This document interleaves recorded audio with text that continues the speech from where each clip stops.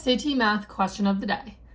The graphs of the given equations in the xy plane intersect at the point x, y. What is the possible value of x? So what we have here is this system, y equals 76, and then y equals x squared minus 5.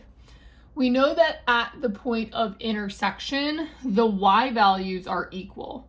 So we need to set them equal. So 76 equals x squared minus 5.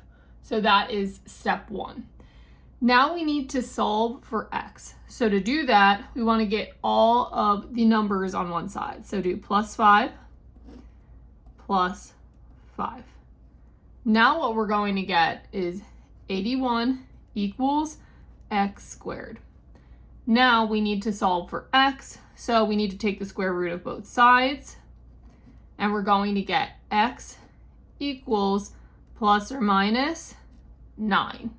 Now, from the answer choices listed, we see that -9 is an answer, so our answer is going to be B.